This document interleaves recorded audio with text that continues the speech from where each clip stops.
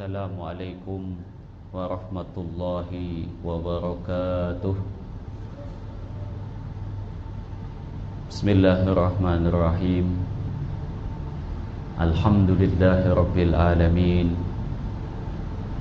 Wal aqibatu lil muttaqin wa la udwana illa 'alal zalimin. Allahumma salli wa sallim wa karim wa azim ala sayyidina wa maulana Muhammadin wa ala alihi wa sahbihi wa man tabi'ahu ila yaumiddin. Amma ba'du. Allahumma anta maqsudi wa ridhaka matlubi wa atina mahabbatak wa ma'rifatak. Allahumma hdina wahdi bina wahdil muslimina waj'alna sababan liman ihtada. Allahumma ij'alna minal ladzina yastami'una al-qawla fayattabi'una ahsanah. Allahumma rzuqna al-ilma wal amal wal ikhlas wa adamir riya'i was sum'ati wa hubbit tasaddur fil majalisi wal mahafil. Warzuqna rizqan wasi'an halalan tayyiban mubarakan fih mubarakan alaih ala kulli hal. Amin, amin ya rabbal alamin. Alhamdulillah, atas izin Allah subhanahu wa ta'ala, kita semua pada malam hari ini Allah ta'ala bagi taufik dan hidayah sehingga kita mudah dalam memakai fasiliti-fasiliti yang Allah ta'ala berikan untuk menjalankan ketaatan kepada Allah subhanahu wa ta'ala. Saya nama Ahmad Nurudha daripada Ma'had An-Nur Janda Baik Pahang, yang merupakan salah satu ma'had yang dibina di bawah naungan Syekh Muhammad Nuruddin Marbu Al-Banjari Al-Makki, yang merupakan cawangan rasmi dari Ma'had Az-Zain Al-Ali Al-Makki yang ada di Bogor, Indonesia, dan merupakan center untuk di Malaysia dengan seluruh cawangan dan juga yang bekerja sama dengannya. Ada lebih kurang 8 ma'had yang menjadi cawangan dan juga yang bekerja sama dengan Ma'had An-Nur. Alhamdulillah, pada malam hari ini Allah subhanahu wa ta'ala izinkan untuk saya silaturahim dengan tuan-tuan dan puan-puan di masjid yang penuh dengan kemuliaan ini. Mudah-mudahan kita yang hadir pada malam hari ini masing-masing akan diberikan keridhaan oleh Allah subhanahu wa ta'ala. Amin, amin ya rabbal alamin. Merupakan satu nikmat yang paling besar dari Allah subhanahu wa ta'ala apabila umur kita ini adalah umur yang diridhai oleh Allah. Apabila umur kita ini adalah umur yang dirahmati oleh Allah. Dalam hadis Nabi sallallahu alaihi wasallam mengatakan, khairukum man tala umruhu wa hasuna amaluhu. Orang yang paling baik di antara kalian adalah orang baik, orang yang Allah ta'ala beri keberkahan di dalam hidup dan umurnya, adalah orang yang panjang umurnya dan taat amal perbuatannya. Maka apabila kita tengok umur kita mungkin masih ada yang di bawah 40, ada yang lebih daripada 40, maka berbahagialah kita apabila umur kita yang panjang ni Allah ta'ala pilih untuk melakukan ketaatan kepada Allah. Kita meminta kepada Allah mudah-mudahan diberi istiqamah dan juga husnul khatimah. Merupakan satu tanda yang baik dari Allah, orang yang apabila umurnya dah 40 tahun dan dia di dalam ketaatan kepada Allah. Al-Imam Ibn Katsir meriwayatkan daripada ucapan Imam Malik radhiyallahu an. Imam Malik mengatakan, orang yang umurnya 40 tahun dan amalnya baik, maka insya Allah akan dimudahkan oleh Allah untuk mendapatkan keridhaan Allah. Amin ya rabbal alamin.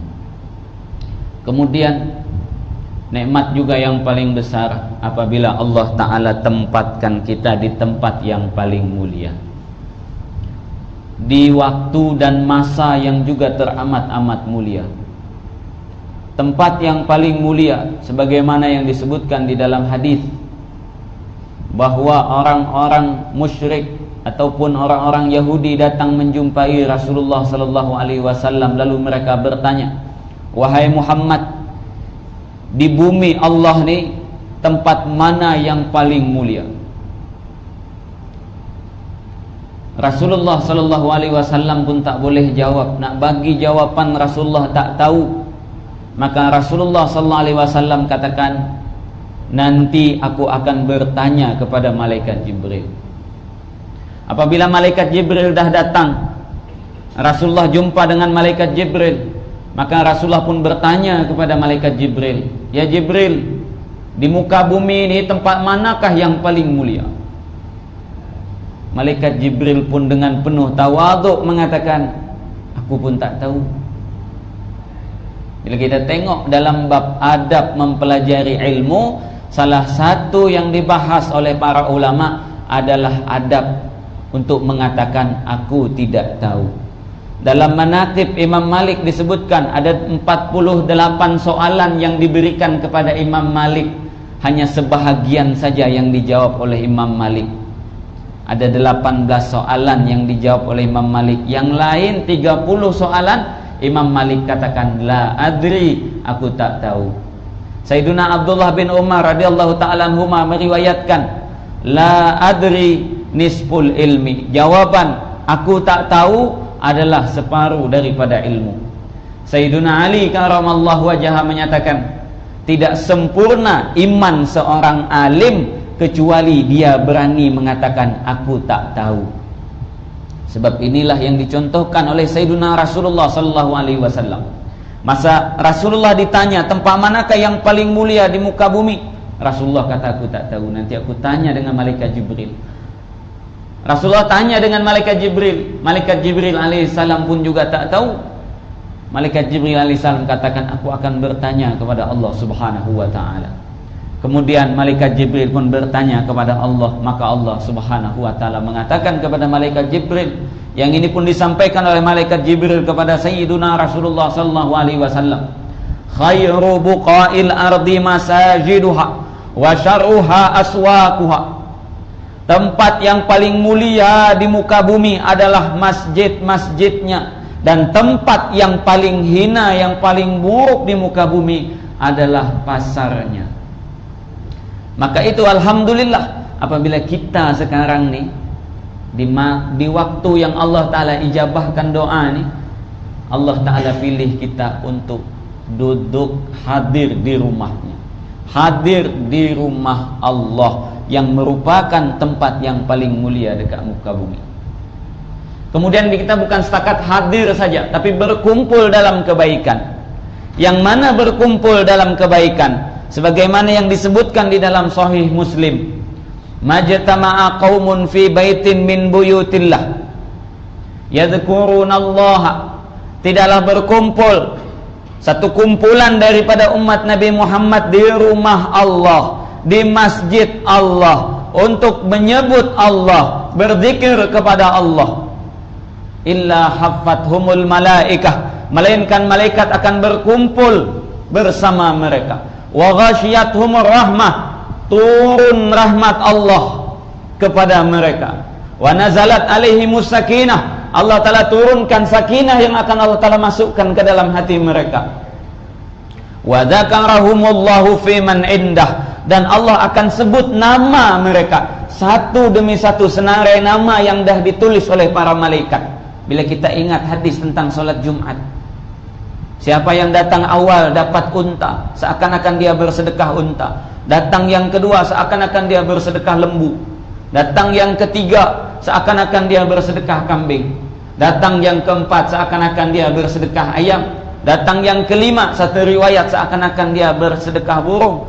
Datang yang keenam, seakan-akan dia bersedekah telur.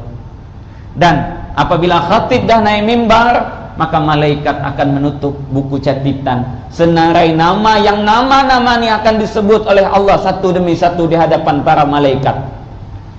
Wa dzakarahumullahu fi man indah, akan Allah Ta'ala sebut nama satu demi satu daripada senarai yang dah ditulis oleh para malaikat. Kita yang hadir dekat sini, insya Allah nama-nama kita dah ada di sisi Allah, yang Allah Ta'ala akan sebut nama-nama tersebut di hadapan para malaikat.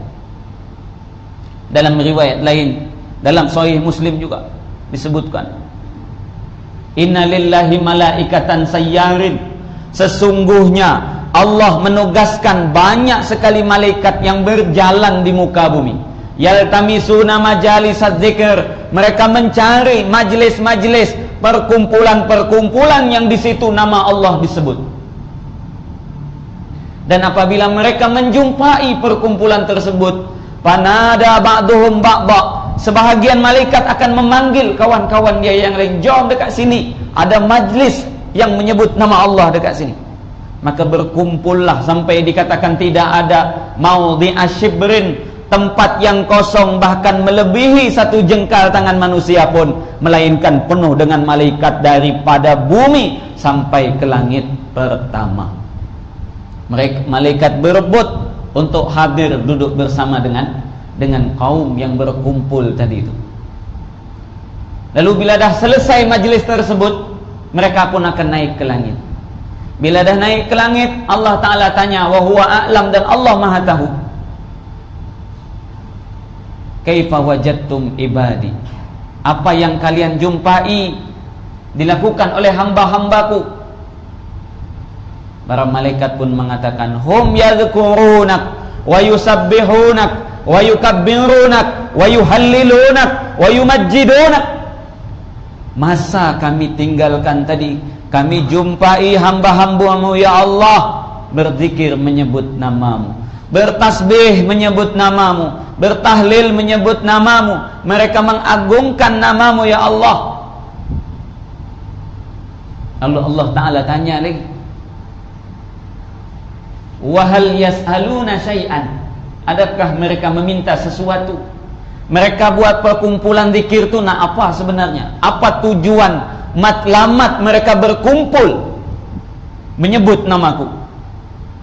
Malaikat pun mengatakan, yas'aluna jannatak, mereka tu berkumpul untuk mendapatkan surgamu. Saya tanya, ada tak yang hadir dekat sini mencari sesuatu selain surga Allah? Insya Allah kita semua, ya Allah, ashhad innana nas'aluk ridhaka wal jannah. Ya Allah, saksikanlah kami yang hadir di sini meminta surgamu ya Allah. Malaikat kata, mereka meminta surgamu ya Allah. Lalu Allah Ta'ala tanya kembali, wahal ra'auha, mereka meminta surga, adakah mereka telah pernah melihat surga? Macam mana kenikmatan surga? Apakah mereka dah pernah melihat dan menyaksikannya? Pernah tak mereka tengok surga? Ma ra'auha, malaikat kata mereka belum pernah melihatnya ya Allah. Kaifa law ra'auha, bagaimana seandainya mereka melihat surgaku? Lahum asyaddu, mereka akan lebih kuat lagi ya Allah berzikir, berkumpul melakukan kebaikan, meminta surga. Ini yang malaikat katakan. Allah Ta'ala tanya kembali, wa hal yasta'idzuna min syai'in, adakah mereka berlindung daripada sesuatu? Maka para malaikat mengatakan, yasta'idzuna min narik, mereka meminta perlindungan daripada nerakamu ya Allah. Wa hal ra'auha, Allah Ta'ala kata, adakah mereka dah pernah tengok nerakaku, macam mana azab yang pedih yang dah ada dalam neraka? Mereka belum pernah tengok ya Allah, tapi mereka yakin dengan apa yang disampaikan oleh Rasulullah sallallahu alaihi wasallam. Maka Allah Ta'ala tanya, kaifa law ra'auha, macam mana apabila mereka dah tengok neraka? Lahum asyaddu farawan minhu, pastilah mereka yang paling jauh berlari daripada nerakamu ya Allah. Maka Allah Ta'ala katakan, ya malaikat ishhadu inni qad ghafartu lahum, wahai malaikatku semua, saksikanlah aku telah mengampuni seluruh dosa mereka yang hadir dekat majlis itu. Mudah-mudahan kita termasuk orang yang memang Allah Ta'ala ampuni dosanya. Amin ya Rabbal Alamin. Lalu satu malaikat bagi tahu kepada Allah, ya Allah, dekat majlis tu ada satu orang yang tidak ikhlas datang tu. Dia sebenarnya nak pergi tandas je, tapi ikutlah sekali duduk dekat situ. Macam mana ya Allah? Adakah dia juga dapat pengampunan? Maka Allah Ta'ala katakan, hum qaumun la yashqa bihim jalisuhum. Mereka yang berkumpul dekat majlis itu adalah orang yang tidak akan pernah membuat celaka siapapun yang berkumpul dengan mereka. Siapa yang berkumpul dengan mereka, dia akan mendapatkan keberuntungan. Siapa yang berkumpul dengan mereka, dia akan mendapatkan apa yang mereka dapatkan. Siapa yang berkumpul dengan mereka, mereka akan kuberi sama seperti yang aku beri. Kata saya datang kemari untuk mendapatkan keberkahan tuan dan puan. Mudah-mudahan saya yang datang diikhlaskan dan diberi keberkahan oleh Allah Subhanahu wa taala. Amin ya Rabbal Alamin. Di mana majlis tersebut? Di masjid Allah. Maka tu bagi yang belum berniat iktikaf, kita niat iktikaf. Niat iktikaf ni sebagaimana yang disebutkan oleh Sayyiduna Abdullah bin Abbas radhiyallahu taala anhuma, al-i'tikafu ya'takifud dunub. I'tikaf itu akan menghapuskan dosa. Sampai ulama dalam fiqh mazhab Syafi'i mengatakan, walaupun i'tikaf hanya setakat 2 detik, 1-2 detik, bahkan sebahagian ulama katakan kita berniat i'tikaf sambil berjalan daripada pintu mana kita masuk dan kita keluar daripada pintu yang lain, dah ditulis dapat pahala i'tikaf. Dan orang yang i'tikaf di masjid Allah, Allah Ta'ala hapuskan dosa-dosanya. Dalam hadis disebutkan, ada orang yang bila dia duduk dekat masjid, keluar daripada masjid, dosa-dosanya dah terhapuskan semua. Kemudian masjid ni sebagaimana yang juga disabdakan oleh Rasulullah dalam hadis yang lain, al-masjidu baitu kulli taqi. Masjid adalah rumah bagi orang yang bertakwa. Hanya orang yang memiliki ketakwaan di dalam hatinya yang boleh duduk lama dalam masjid. Orang munafik sebagaimana yang ada dalam riwayat Imam Ibnu Hibban, duduk di masjid macam orang yang duduk di atas bara api. Bila dia duduk, dia pergi je lagi. Belum zikir, belum apa, dah pergi je. Assalamualaikum warahmatullahi wabarakatuh, pergi je. Tak pernah nak duduk lama dekat masjid. Datang akhir, balik awal.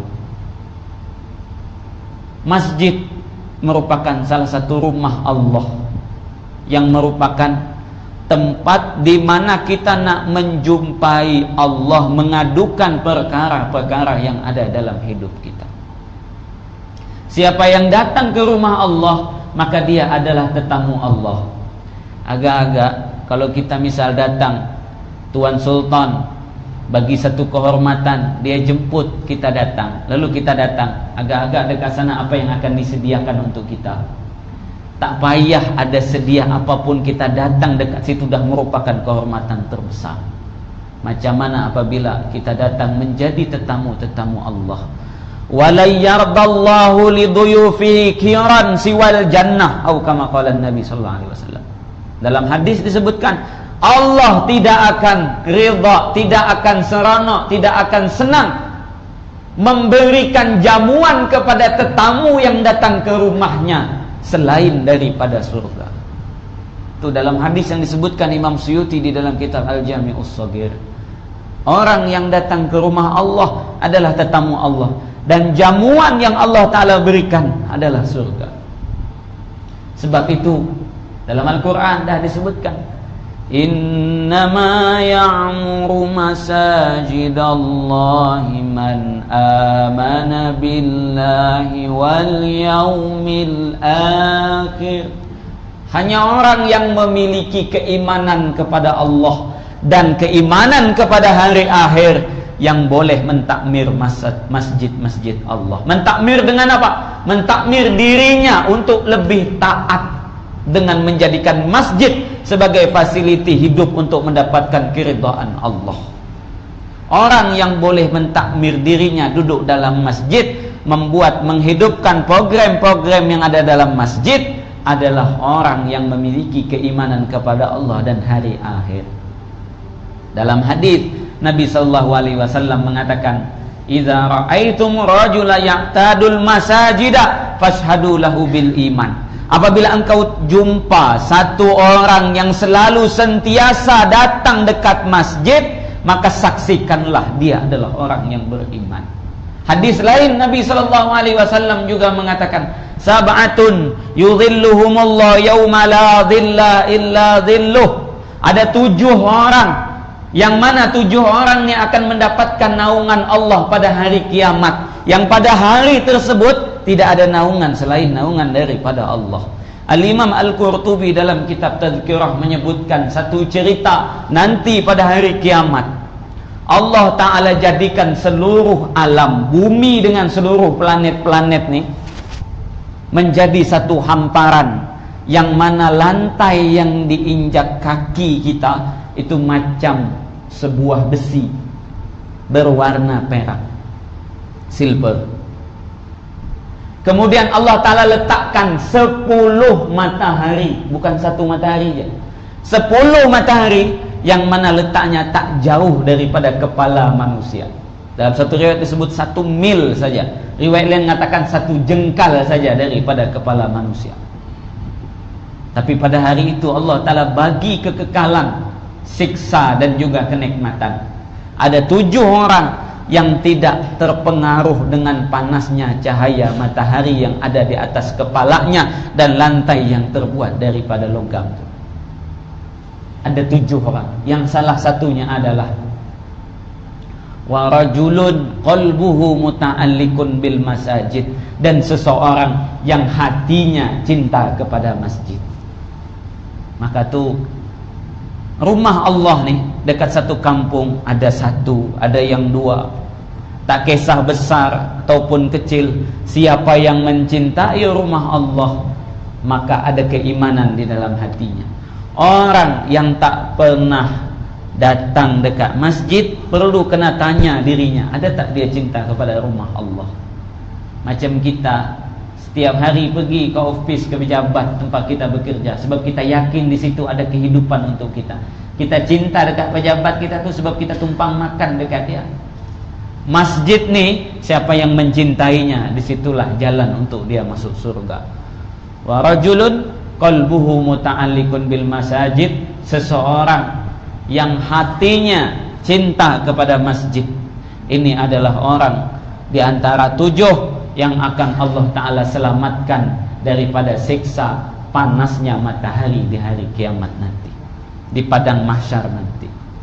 Mudah-mudahan kita ini termasuk orang yang mencintai masjid. Amin ya rabbal alamin.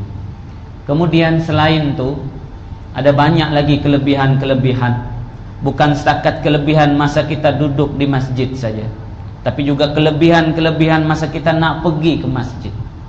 Dalam satu riwayat, yang mana riwayat ini disebutkan oleh Al-Imam Muslim daripada Sayyiduna Abu Bakar radhiyallahu anhu, Rasulullah sallallahu alaihi wasallam bersabda, "Maghbarat qadama abdin fi sabilillah illa haramahumallahun nar." Tidaklah kotor, tidaklah berdebu 2 kaki hambaku di jalan Allah, melainkan Allah Ta'ala haramkan kedua kakinya daripada api neraka. Sayyiduna Abu Bakar mengatakan, yang dimaksud berjalan di jalan Allah adalah berjalan ke masjid. Maka tuh yang rumah dekat, sunnahnya jangan naik kereta, jangan naik motosikal, dengan kaki, bicycle kan.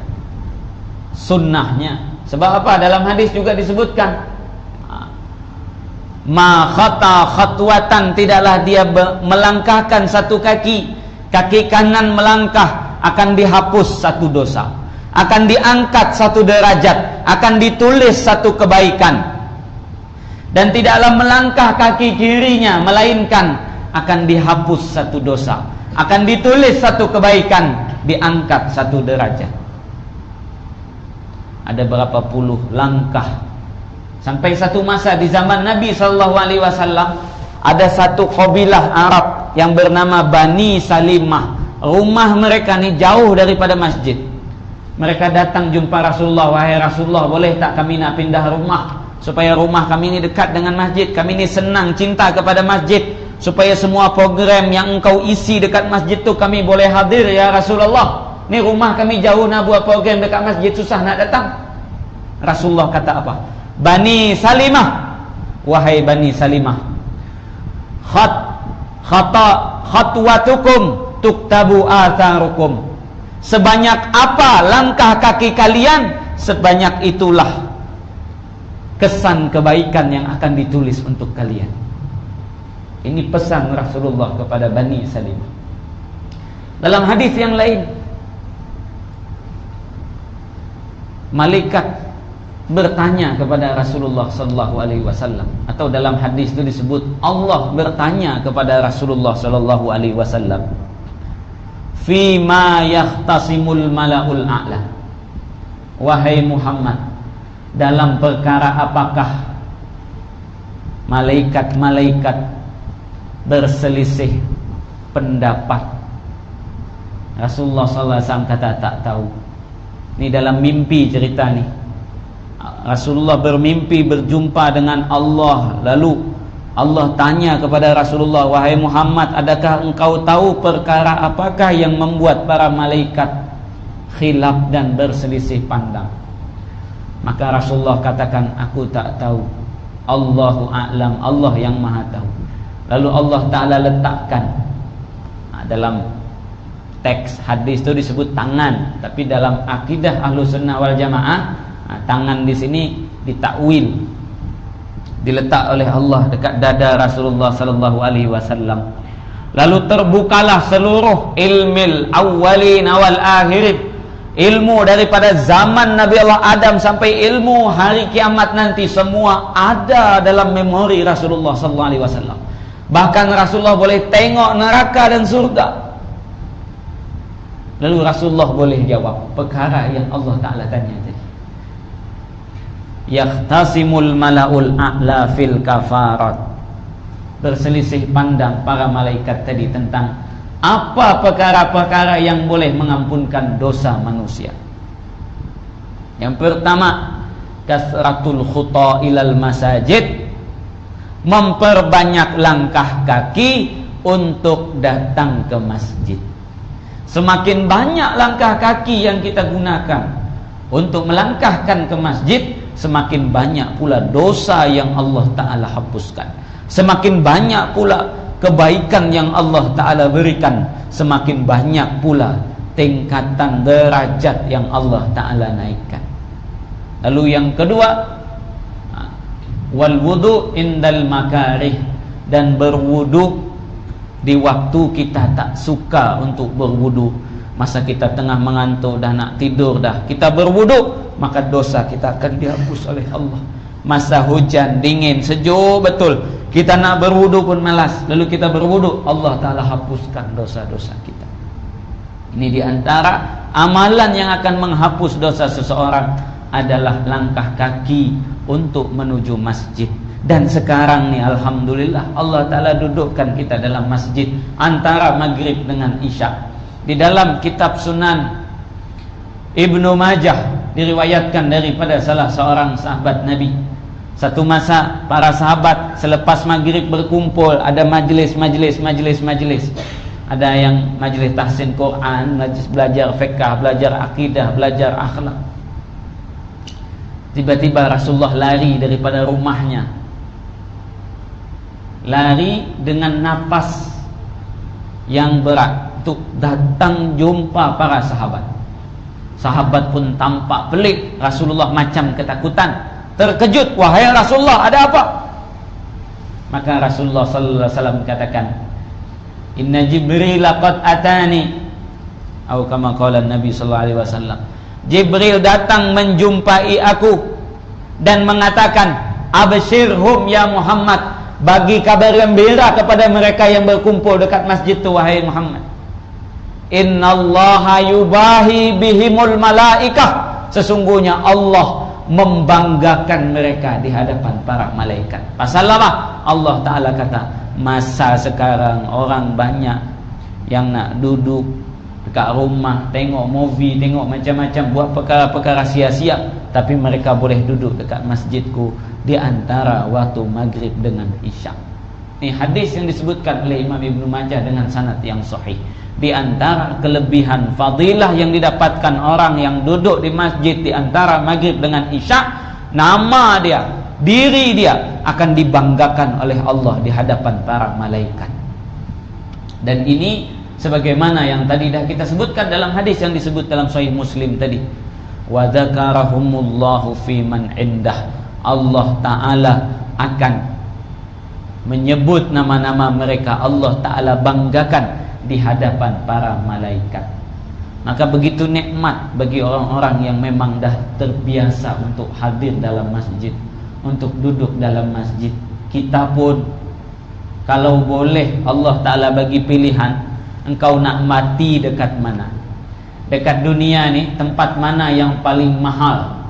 Tempat mana yang paling mewah? Tempat mana yang paling hebat? Tempat mana yang paling indah? Tempat mana yang paling bagus? Agak-agak bila Allah Ta'ala suruh kita datang ke tempat tu mati, berani tak kita datang ke tempat tu? Wallahu a'lam. Macam saya tak akan datang. Tapi bila Allah Ta'ala bagi tahu, bila engkau datang ke masjid, engkau mati di masjid, ramai daripada kita yang akan memilih datang ke masjid untuk meninggal di dalam masjid. Pasal apa? Pasal masjid adalah rumah para malaikat. Rumah yang dimana disitulah kalau kita nak jumpa malaikat, kita akan jumpai para malaikat. Maka tu bila kita tengok dalam kitab-kitab yang membahas tentang adab masjid, dalam Sahih Bukhari Rasulullah sebutkan sebuah hadis, man akala min hadaini syajarataini fala yaqrabanna musallana. Siapa yang memakan daripada dua jenis pohon ni, maka janganlah dia dekat-dekat dengan rumah kami, dengan musalla kami, dengan masjid kami. Pasal apa? Fa innal malaikata tata'adza bima yata'adza bihin nas. Sesungguhnya malaikat terganggu, tersakiti, terzalimi dengan sesuatu yang manusia pun merasa tersakiti. Rasulullah kata, siapa yang makan daripada dua pohon ni jangan masuk masjid. Apa dia? Dalam hadis itu disebut pohon bawang. Kita makan bawang, agak-agak bawang tu bau macam mana? Rasulullah larang, tak bagi orang yang makan bawang masuk dalam masjid. Syekhina Syekh Ismail Usman Zain Al-Yamani Al-Maki di dalam kitab fatwa beliau Qurratul Ain, beliau katakan, kalau bawang saja dalam Sahih Bukhari tak boleh masuk dalam masjid, macam mana dengan semok, rokok. Orang yang makan bawang Rasulullah tak bagi. Macam mana dengan orang yang lepas merokok, makan petai, makan jering lalu masuk dalam masjid? Ulama katakan hukumnya makruh, sebab akan membuat malaikat terganggu dengan bau yang tak sedap. Dalam Al-Quran Allah Ta'ala katakan, wa khudhu zinatakum inda kulli masjid. Dan ambillah perhiasan-perhiasan kalian masa kalian akan masuk masjid. Disunnahkan memakai minyak wangi-wangian, oud, atar atau apapun yang paling terbaik untuk kita datang masuk dalam masjid. Pasal apa? Bila kita harum, malaikat akan datang dekat kita. Bila malaikat dekat dengan kita, maka jin, aura yang tidak baik, sihir yang ada di tubuh kita akan keluar. Pasal malaikat masuk ke tempat kita. Maka itu sangat-sangat penting untuk kita boleh, kalau boleh duduk dekat masjid ni, datang paling awal, keluar yang paling akhir kalau boleh. Sebab siapa yang masuk dalam masjid, Allah Ta'ala akan hapuskan dosanya. Semakin lama dia duduk, semakin banyak pula dosa-dosa yang Allah Ta'ala akan hapuskan. Maka tu suatu nikmat yang paling besar. Kita ada kesibukan, kita ada keluarga, kita ada family, kita ada macam-macam perkara yang kita kena buat, tapi Allah Ta'ala bagi kita keluangan masa sehingga kita boleh pilih diri kita untuk masuk ke dalam masjid. Maka tu bila masa kita dalam masjid ni, pergunakanlah waktu dengan sebaik mungkin. WhatsApp kalau boleh tinggal aja dekat luar, Facebook tinggal aja dekat luar, bisnes kita tinggal aja dekat luar. Pasal apa? Kita nak jumpa dengan Allah Subhanahu wa ta'ala. Takkanlah kita jumpa dengan orang yang berhormat masa dia sembang kita main handphonenya. Sembang dekat tu yang berhormat tengah sembang, kita tak dengar apa dia cakap. Tak. Secara adab, perkara-perkara macam ni kena letakkan di luar. Bila kita dah masuk masjid, apa doa yang kita baca? Allahumma ftahli abwaba rahmatik. Ya Allah, bukakan pintu rahmatmu. Macam mana caranya kita nak dapat rahmat Allah? Rahmat ni maknanya kasih sayang. Bila orang datang dekat rumah kita, dia kata, Tuan, saya nak meminta kasih sayang Tuan, saya nak masuk dalam rumah Tuan ni. Dia datang tu untuk mendapatkan suatu jamuan, suatu kehormatan dekat rumah kita. Lalu dia buat perkara-perkara pelik, agak-agak kita bagi kehormatan tak dekat dia? Ada tak kita nak bagi sesuatu untuk dia? Tak ada adab, su'ul adab, buat perangai macam-macam dalam rumah kita. Takkan kita bagi kehormatan dekat dia, apatah lagi kasih sayang. Macam itulah hakikatnya bila kita masuk ke rumah Allah. Untuk mendapatkan kasih sayang Allah, kita kena jaga adab. Di zaman Sayyidina Umar bin Khattab radhiyallahu an, kita boleh tengok dalam kitab-kitab sejarah, disebutkan di zaman Sayyidina Umar, masjid tu khusus untuk ibadah saja. Kalau nak sembang, Sayyidina Umar sediakan satu tempat khusus untuk sembang. Ini di zaman Sayyidina Umar bin Khattab radhiyallahu an. Maka tu kita datang ke masjid ni bukan setakat manusia yang ada dekat masjid. Ramai jin-jin Islam, ramai malaikat-malaikat. Bahkan lagi dia di waktu maghrib dengan di waktu subuh. Dalam hadis Sayyidina Abu Hurairah radhiyallahu an, yata'aqabuna fikum malaikatul laili wa malaikatun nahar. Bergantian malaikat siang dengan malaikat malam adalah di masa solat subuh dan juga solat maghrib. Di masa solat subuh, malaikat ikut solat berjamaah di seluruh masjid dan surau. Di mana ada masjid, di mana ada surau, malaikat datang ikut solat berjamaah. Lepas tu dia naik ke langit. Untuk apa?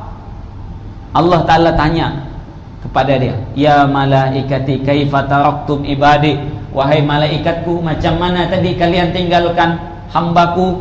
Kalian bertugas dekat mana? Catat nama dekat kampung mana? Kami datang dekat Ceras, ya Allah. Okey, macam mana dekat masjid yang dekat situ? Malaikat akan katakan,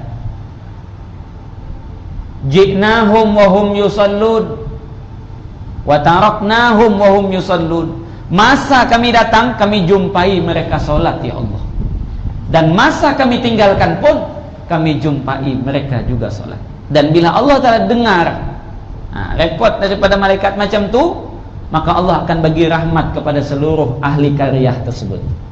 Tapi bila bukan macam tu, masa subuh kosong je, tuan imam je sendiri. Ini maknanya ini yang ada dalam hadis yang diriwayatkan oleh Imam Abu Daud. Ma min syi'abin aw qaryatin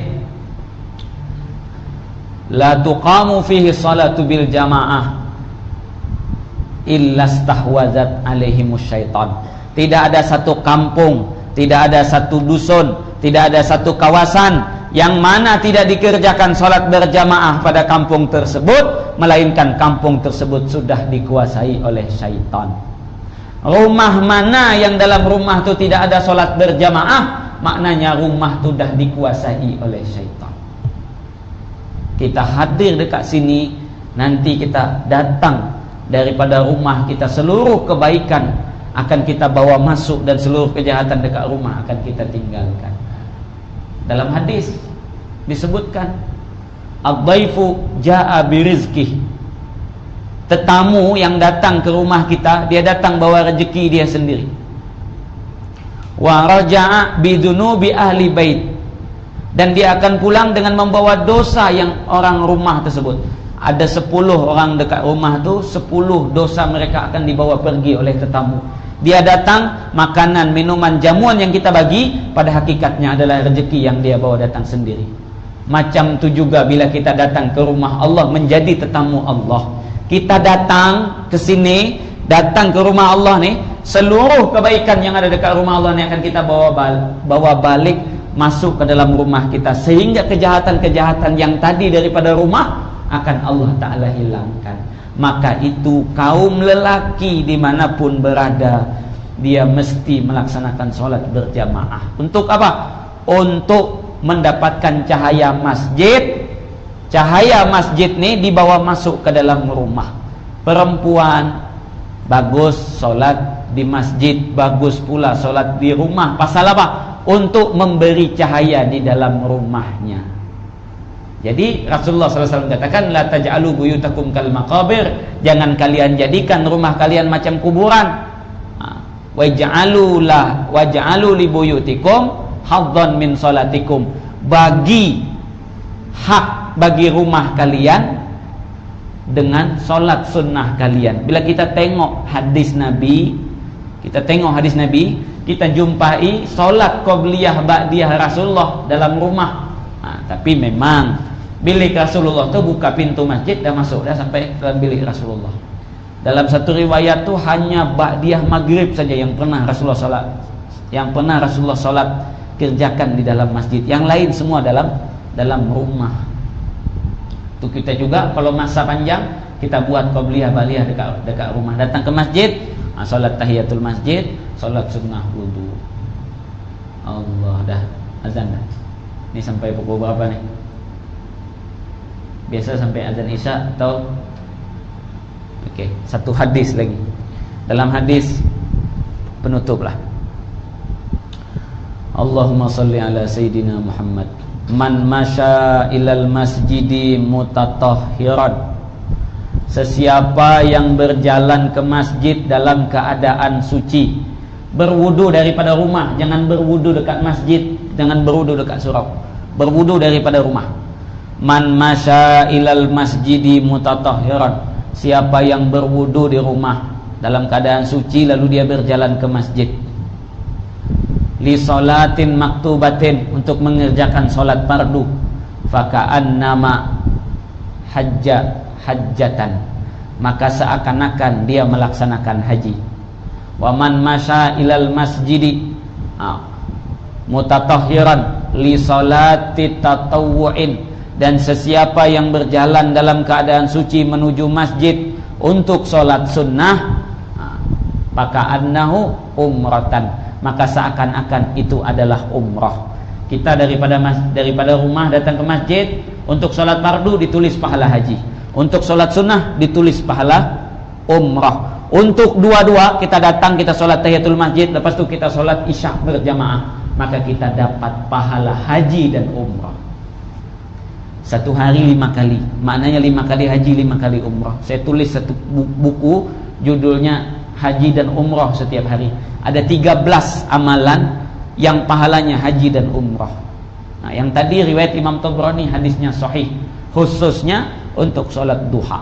Ulama katakan umum untuk semua solat. Solat fardu pahalanya adalah haji, solat sunnah pahalanya adalah umrah. Mudah-mudahan kita lebih cinta kepada masjid dan kita bisa mendapatkan keberkahan-keberkahan masjid, dan mudah-mudahan kita dijadikan oleh Allah sebagai ahli karya masjid ini. Amin ya rabbal alamin.